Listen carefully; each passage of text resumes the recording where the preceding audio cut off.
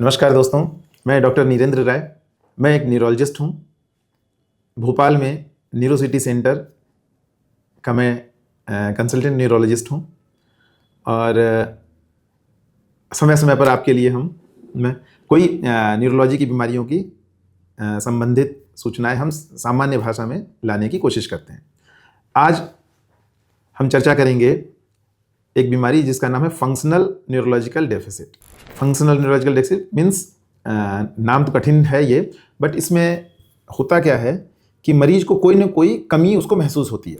उसको महसूस होती है कि उसका एक हाथ कमज़ोर हो गया है, या उसका एक आधा शरीर कमज़ोर हो गया है, उसके दोनों पैर कमज़ोर हो गए हैं, उसे चलने में दिक्कत हो रही है, वो रह रह के बेहोश हो जाता है, बार बार यूरिन के लिए भागता है। ये सब लक्षण उसको इसके मिक्स विभिन्न प्रकार के कॉम्बिनेशन या इसमें इतने जो लक्षण बताया उसमें से 2-4 लक्षण मिलके हो सकते हैं और जांच में कोई दिक्कत नहीं आती है और ये थोड़ा बदलता रहता है।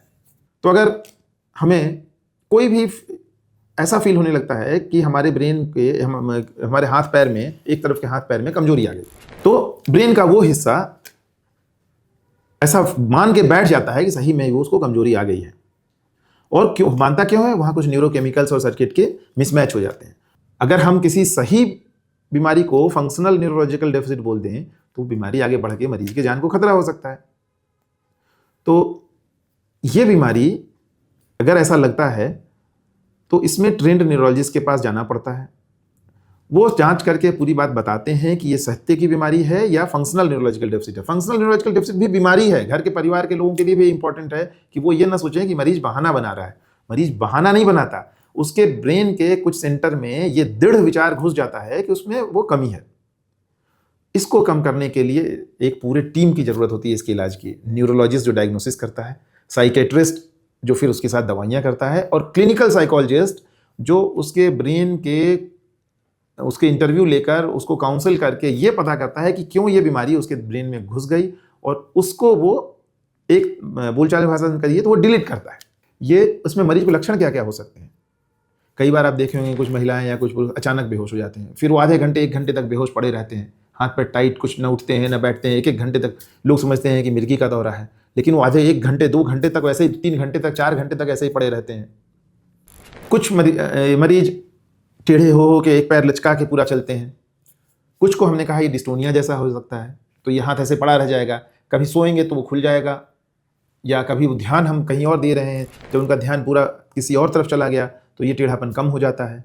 तो ये सब कुछ लक्षण होते हैं। अगर ऐसा है तो ये फंक्शनल न्यूरोलॉजिकल डेफिसिट भी एक, जिसको शॉर्ट में हम FND कहते हैं, ये एक इलाज वाली बीमारी है। और एक टीम वर्क के साथ, डॉक्टरों के टीम वर्क के साथ ये मरीज बिल्कुल अपना सामान्य जीवन बिता सकते हैं। कई मरीज तो अगर डॉक्टर के पास नहीं जाते हैं तो ऐसे हाथ किए यहाँ घाव तक हो गया है, देखा गया है। लेकिन फिर भी एक क्वेश्चन में कहूँगा कि हर न्यूरोलॉजिकल बीमारी फंक्शनल न्यूरोलॉजिकल डेफिसिट नहीं होती। जरूरी नहीं है कि हर न्यूरोलॉजिकल बीमारी में जांच में गड़बड़ आए भी।